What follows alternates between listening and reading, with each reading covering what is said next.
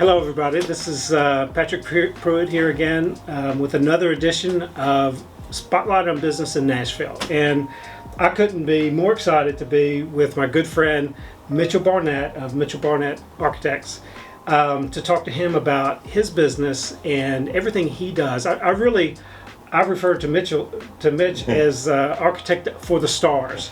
He has designed homes for so many major stars, including Kid Rock, Rascal Flatts, Reese Witherspoon, Leanne Rimes, Kenny Chesney.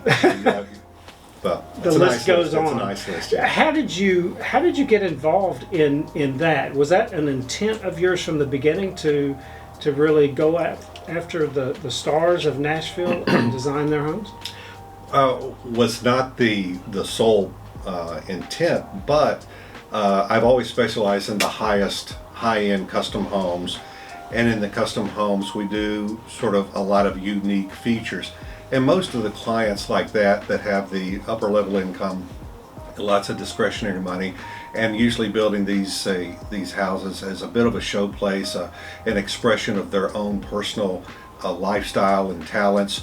It sort of led them to me because that's what we were focusing on with all of our projects. And so I just find that a lot of those types of celebrities or higher up executives and people that have some unique desires within their home, they don't want just standard architectural work or standard design. They want something that sort of expresses a little bit of who they are, what they do, and how they've come to be into their own area of expertise. And that's how we do it.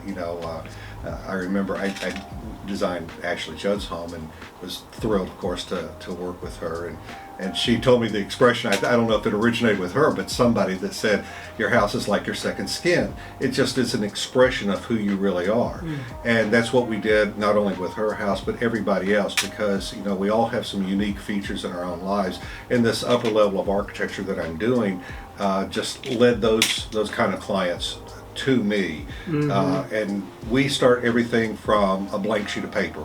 There is no pre-notion of design. So when I meet with a client, it's usually at a table, usually their dining room table or kitchen table, blank sheet of paper in front of us, and we start talking and discussing and sort of creating together. And as they're talking and discussing, I generally don't write notes. I've never written any notes.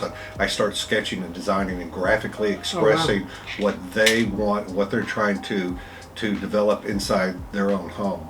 And everybody in the family gets involved. It's whether the spouse or the children or somebody. We usually try to pull everybody in. So I call it an interactive design process, a process where I am sort of the tour guide, leading them through that design process, but allowing them to be a part of it. So many times, and I do have friends and colleagues, and I've heard of other architects that they sit and listen to your desires and wants and needs, and maybe some sort of detailed outline of what they are looking for, and the architect kind of goes back and develops his own or his or her own sketches and ideas. I just think that's sort of one-sided. I think that the client, especially in a home, as your second skin, you need to be involved in that process. It's the expression of who you are and who your family is. And it's not, I tell everybody, I'm not designing my house, I'm designing your house. And so you need to be involved in that process. And of course, I have to guide them through that. There's a maze of details that you have to go through, structural complications and zoning laws and codes and things like that you have to consider. That's what they're hiring me for, that expertise.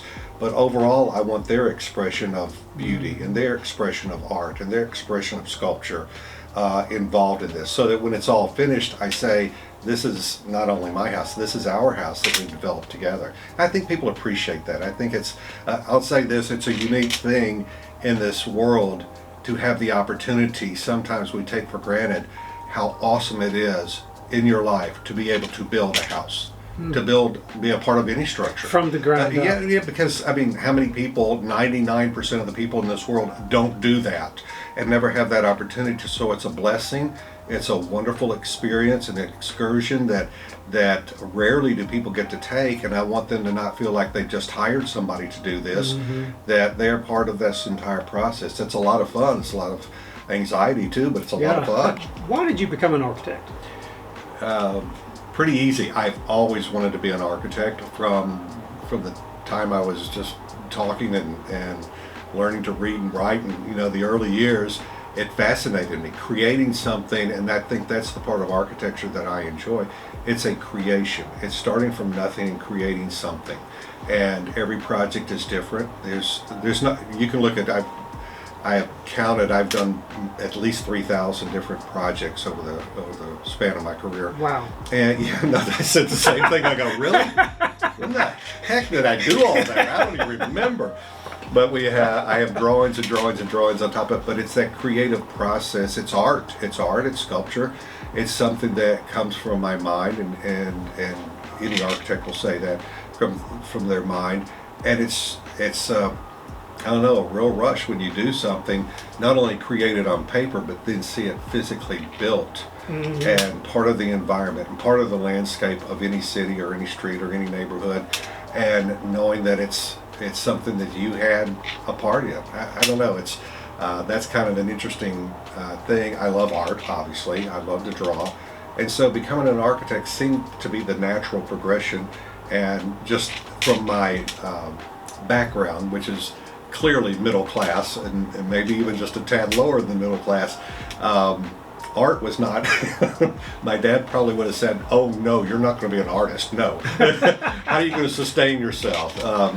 But I endeavored in a lot of music too, and it just seemed like architecture was a profession that allowed me to explore those kind of avenues and actually make a living out of it too, because you can't ignore that. You got to make a living. So. Yeah, we can't forget the music part. Now, Mitch was also part of the University of Tennessee Pride of the Southland Marching Band as part of the drum corps.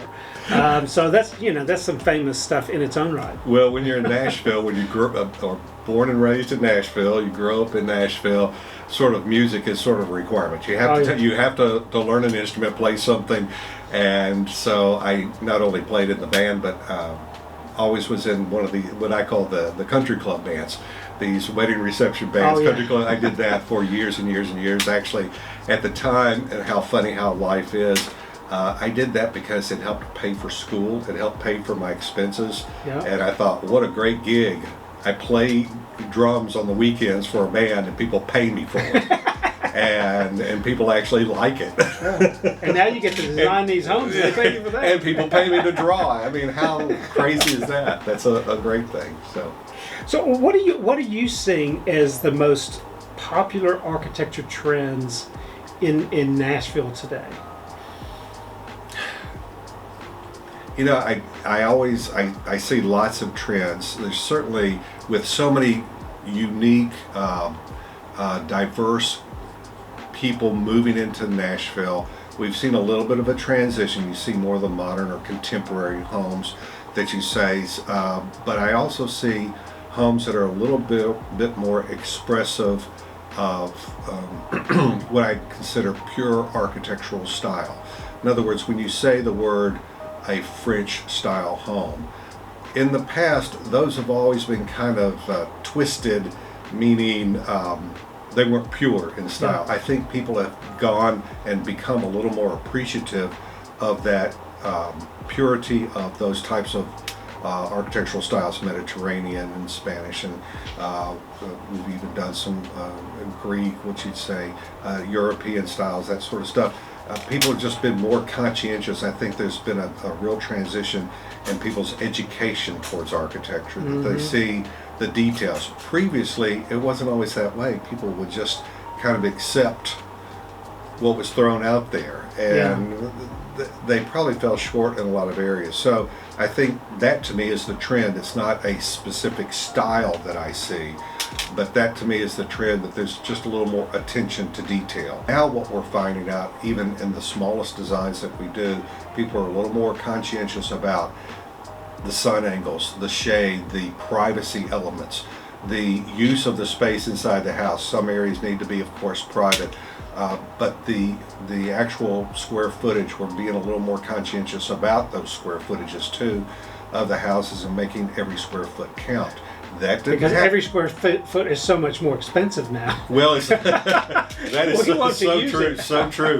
And so you have to be cautious about being a room that's too big, or certainly rooms that are too small. When we do our design work, we are focusing not only the spaces, the environment within, but the furniture placement, the arrangement, the pictures that you hang on the wall, the exposure of the sun, the overhangs, because you don't want to be in a room, nobody wants to be in a room that the sun is glaring in at 4 o'clock in the afternoon and you can't even sit in that space, or a patio that's like that.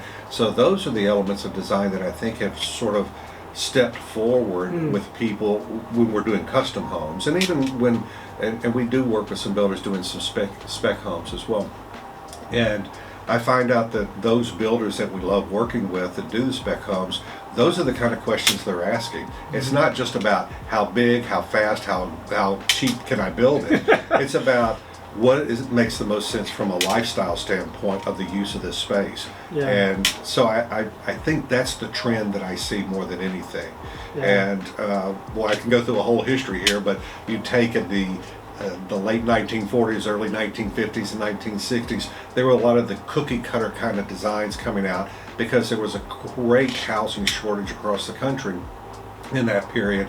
And so it's just churn out what you can as fast, as cheap, as simple as you can do it.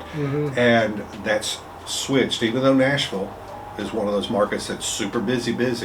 I just see a little more conscientiousness in the design. That's good. Yeah. Oh, it's a great thing. It's a great thing because overall that makes the house live longer.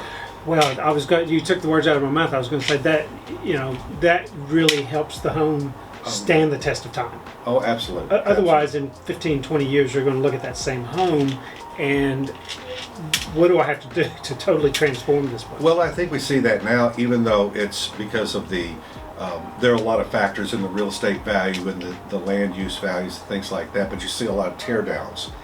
It's because those houses, not because it's cheap or bad or in the wrong section of town, it's because they're obsolete in terms of their design and the way family used those spaces. So people don't think as much about tearing those down. Some of the newer homes that we see built, I think they're going to have a longer lifespan just because people are a little more conscientious about how it's created. And that's yay for us. I mean, hopefully that's what the architecture has done. Yeah.